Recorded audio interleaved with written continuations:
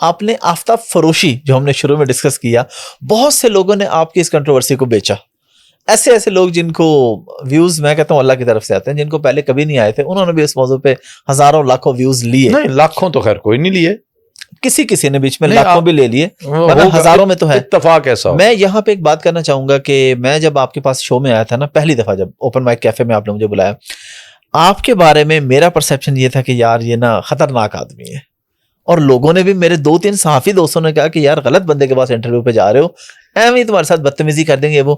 لیکن میں اوپنلی بتانا چاہوں گا, آپ کو شاید اس بات کا یاد نہیں ہوگی کہ شو 1.5 گھنٹہ یا 1.25 گھنٹہ لیٹ ہو گیا تھا. آپ وہ پورا ٹائم میرے پاس بیٹھے رہے, آپ نے معذرت کی, مجھے پرسنلی ٹائم دیا کہ یار آپ گیسٹ ہیں, آپ کو بلایا, شو لیٹ ہو گیا. جب میں وہاں سے نکلا اس کے بعد میں نے سوچا کہ یار جب تک کسی بندے کو مل نہ لیں, اس کے ساتھ ٹائم نہ گزار لیں, پرسیپشن نہیں بنائے. یوٹیوب پہ یہ میرا ایک دوست, اچھا اس کنٹروورسی میں مجھے ایک دوست ملا, وہ اکمل گمن, ایک بڑا ہی نفیس, بڑا ہی پیارا بچہ.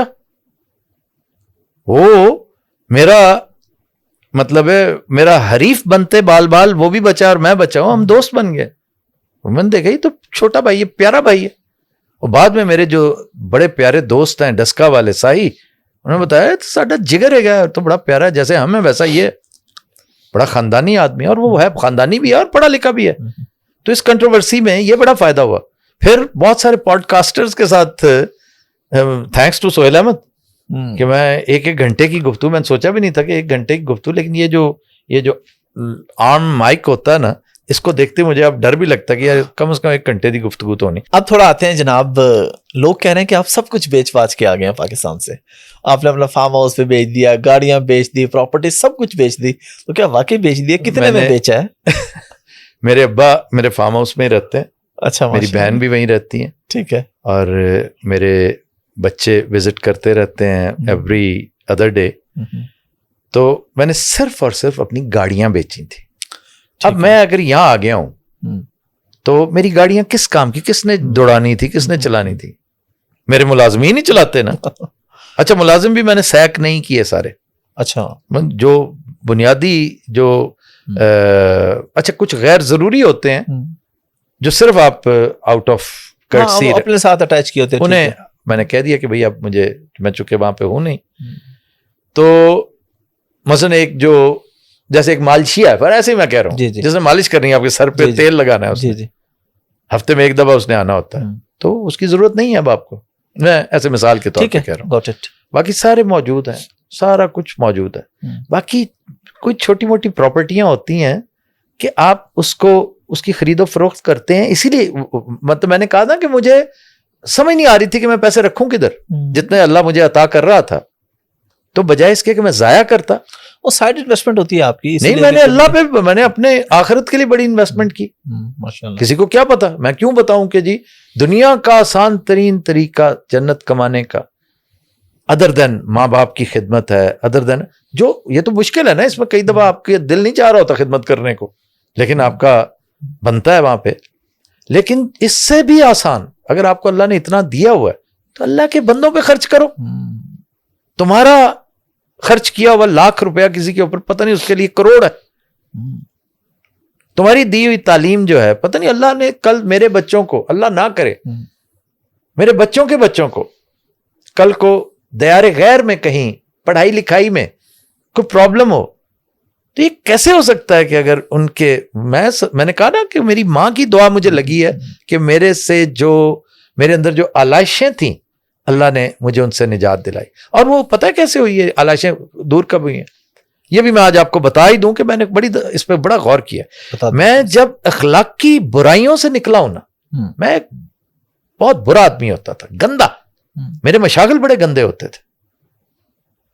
اللہ نے جس دن مجھے اس سے دور کیا, اور یہ تو میں بتا چکا ہوں, ایام جاہلیت میرے ڈارک ایجز جو ہے نا وہ ختم ہوئے تھے 27 اکتوبر سن 2001 3:30 بجے دوپہر. یہ میری اینیورسری ہوتی ہے جو میں پچھلی دفعہ منائی ہے, یہ جو بھی اکتوبر گزری ہے, اس سے پہلے بھی منائی تھی, ہمیشہ مناتا ہوں. میں کوئی اور برتھ ڈے مناؤں نہ مناؤں, اینیورسری کو اور مناؤں نہ مناؤں, لیکن زمانہ جاہلیت سے نکلنے کی, اس لیے کہ میری اصل برتھ ڈے, جس نے میری برتھ ڈے منانی ہے نا میرے بھائی, 19 ستمبر میری اصلی برتھ ڈے نہیں ہے, وہ میری فزیکل برتھ ڈے ہے. میری اسپرچل برتھ ڈے میری اصل برتھ ڈے ہے. اور وہ میرے رب نے مجھ سے کچھ کام لینا تھا جس پہ میں ڈرتا بھی ہوں, پتہ نہیں کوئی اوکھا کام اللہ نے دے دینا, لیکن اللہ جب کام دیتا ہے تو آپ کو کندھے بھی تگڑے دیتا ہے. بالکل. تو دوسرا میری ماں کی دعا, میرا عشق ماں کے ساتھ وہ کام آئے گا, میرے کام آیا یہاں بھی. تو میں کہتا ہوں کہ اب بھی میں پیسوں کے لیے بڑی تگ و دو کرتا ہوں, بھائی مجھے کیا ضرورت ہے. میں اب حافظ صاحب یقین کریں, میں اگر ہاتھ پہ ہاتھ رکھ کے بیٹھوں, ٹانگ پہ ٹانگ, جس پہ بڑا اعتراض کرتے ہیں لوگ, حالانکہ میرا پرابلم ہے, تھک جاتا ہوں اس کے بغیر, تو میں 2 لائف ٹائمز کچھ بھی نہ کروں, بڑے مزے سے گزار سکتا ہوں. لیکن پھر بھی کیوں اس جستجو میں لگا ہوں, کیوں اس تگ و دو میں ہوں, کیوں پیسے کمانے میں, اور میں نے کمانے ہیں billions, not in millions, billions کمانے میں. ہو سکتا ہے میرا اللہ کے ساتھ کوئی حساب کتاب ہو سکتا ہے میں سستا چھوٹنا چاہتا ہوں, جو گناہ ماضی میں کیے ہوئے ہیں وہ اتنی آسانی سے دھل جائیں گے, اتنی آسانی سے معافی مل جائے گی. لیکن جانے سے پہلے اگر میں بلینز خرچ کر کے چلا جاؤں, اور ہارڈ ارنڈ منی, سر جی حدیث پاک کا مفہوم ہے صدقہ اللہ کے غصے کو ٹھنڈا کرتا ہے, سر آخرت کے معاملات آسان ہوتے تو ہیں, میں نے عمر میں برکت اس کا غصہ ٹھنڈا کرنا ہے تو مجھے اس کے لیے بہت رسک چاہیے, بہت رسک چاہیے. تو اس نے مجھے توانائی دی ہے, تو یہ کیسے ہو سکتا ہے کہ مجھے یہاں اتنا لطف آتا ہے کہ میں چھوٹے چھوٹے, مطلب ہے کہ میں نے گروسری کیے, مجھے 15 سال ہو گئے تھے, میں کبھی گروسری نہیں کرتا تھا, مجھے ریٹس کا پتہ ہی نہیں ہوتا تھا. ایک غول ہوتا تھا میرے ارد گرد لوگوں کا, جن میں میں ہاتھ میں, مجھے اے ٹی ایم یوز کرنا بھول گیا تھا. یہ خوبصورت ایک رومانس ہے اے ٹی ایم استعمال کرنا. ضرورت ہے کہ اے ٹی ایم تو زیادہ کی 50,000 روپیہ کٹانا کی کرنا. تو اب میں کرتا ہوں, حساب کتاب بھی کرتا ہوں. میری بیوی ویسے زیادہ وہ ٹیک اوور کر لیتی ہے, وہ میری سیلف سٹائلڈ اکاؤنٹنٹ بھی بنی ہوئی ہے, تو اس لیے میں وہ نہیں کر. لیکن مجھے فارغ بیٹھ کر, آپ حیران ہوں گے کہ میں اگلا پروجیکٹ کیا لانچ کر رہا ہوں. Can you believe that? ابھی آپ کے سامنے ذکر بھی کیا تھا, میں آن لائن اپنا پروڈکٹ بیچنے جا رہا ہوں. بالکل بالکل. وہ برفی, وہ پروڈکٹ ہمیں کھلائی بھی ہے جی, وہ برفی جس کے لیے میں بڑی مداح کیا کرتا ہوں, میں آن لائن کروں گا انشاءاللہ. میں اپنا یہاں پر ایک خوبصورت سا ایک پروجیکٹ ہے, فلوٹنگ ریسٹورینٹ, پہلا فلوٹنگ ریسٹورینٹ. لاہور بند ہوا نا اوپن مائک کیفے, کوئی بات نہیں.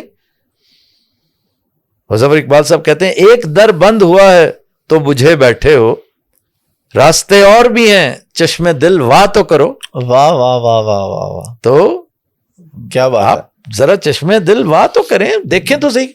تو وہی اوپن مائک کیفے جب دبئی میں کھل جائے گا, اور وہیں سے کسوٹی بھی ہو رہا ہوگا, وہیں سے یہ میرے آرٹسٹ پرفارم بھی کر رہے ہوں گے, تو ٹکٹ وکنا بڑا پرابلم ہو جائے گا. ابھی آپ نے عید پہ کیا ماشاءاللہ. جی جی جی, وہ تو سر بہت بڑا ایونٹ. میں کہتا ہوں کہ اللہ سے مانگو رزق, اس تیقن کے ساتھ. میں باقی سمجھتا ہوں کہ میری حیثیت اس بچے کی سی ہے, میں بالکل اس بچے کی طرح ہوں. میں اس کی تصویر ہوں کہ جو نماز استسقاء کے لیے گئے تھے نا سارے, تو چھتری ساتھ لے کے گیا تھا. میرے تیقن کا عالم یہ ہے. اور اگر 60 سال جھک ماری کے بعد بھی اگر میں خدا شناس نہیں ہوں تو میرے جیسا گھامڑ کو اور ہو ہی نہیں سکتا. تو یہاں پہ اور بڑے کام ہیں, بے شمار کام ہیں.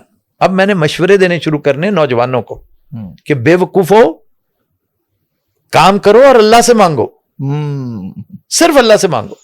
اور اس یقین کے ساتھ نہیں کہ کامیابی ہو گئے, بھئی اللہ کی اسکیم آف تھنگز میں اگر تمہاری کامیابی نہیں ہے تو یہی تمہاری کامیابی ہے. کچھ تو سیکھ کے نکلو گے نا, جی, وہاں سے سیکھو گے, آگے کے امپلیمنٹ کرو گے, فائدہ ہوگا. ہر بزنس پیسہ نہیں مانگتا. ایتھکس کی طرف آؤ جس میں ہم سب سے زیادہ لیک کرتے ہیں. اگر کسی نے میرا شو دیکھا ہے نا ریگولرلی, تو ایک بات جو مجھے ڈیفائن کرتی ہے وہ یہ ہے کہ پاکستان مورل بینکرپسی کا شکار ہے. بالکل, ہر ایپیسوڈ میں کوئی نہ کوئی ایسی بات ہوتی ہے. تو اس سے نجات حاصل کر لو, ترقی کرنا کوئی مسئلہ ہی کوئی نہیں.